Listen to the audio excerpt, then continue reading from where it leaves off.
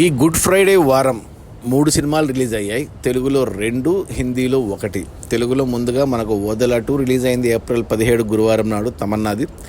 April 18 మనకు తెలుగులో కళ్యాణ్ రామ్ విజయశాంతిలో Arjun son of Vyjayanthi release అయింది.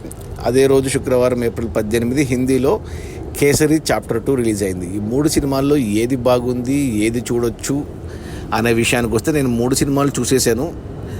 చూస్తే అంటే ముందుగా కలెక్షన్స్ వైజ్ మాట్లాడుకుంటే కమర్షియల్గా బాక్సాఫీస్ దగ్గర ఏ సినిమా టాప్లో ఉందని చూస్తే 2 రోజుల కలెక్షన్స్ శుక్ర శనివారాలు చూసుకుంటే కేసరి చాప్టర్ 2 సినిమా కలెక్షన్స్లో టాప్లో ఉంది. 24 కోట్లు వచ్చాయి ఆ సినిమాకు 2 రోజుల్లో.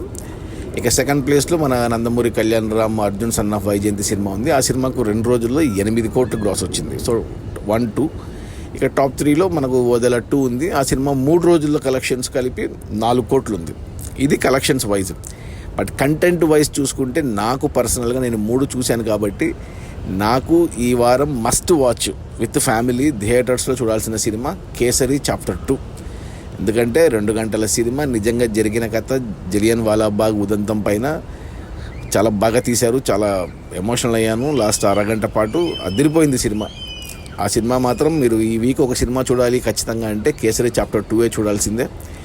ఇక ఆ తర్వాత ఇక మిగతా 2 తెలుగు సినిమాలు నేను రికమెండ్ చేయను. నాకు 2 నచ్చలేదు. బట్ రెండిట్లో ఏదో ఒకటి చూడాలి అనుకుంటే అర్జున్ సన్ ఆఫ్ వైజయంతి చూడొచ్చు because of Vijayashanti. And especially క్లైమాక్స్లో వాళ్ళు ఇచ్చిన షాక్ వాల్యూ అదైతే ఎక్స్పెక్ట్ చేయరు ఎవరు.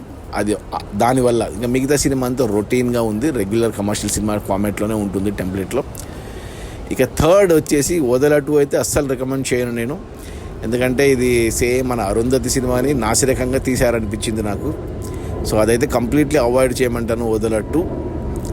ఇది నా పర్సనల్ ఒపీనియన్, నా పర్సనల్ రేటింగ్, నా పర్సనల్ చాయిస్. అది మన ఈ గుడ్ ఫ్రైడే హాలిడేకి వచ్చిన సినిమాల్లో 3 మస్ట్ వాచ్ వచ్చి కేసరి 2. ఇక మిగతా 2 సినిమాలు తెలుగు సినిమాలు పక్కన పెట్టేయండి, అవసరం లేదు. Okay, bye.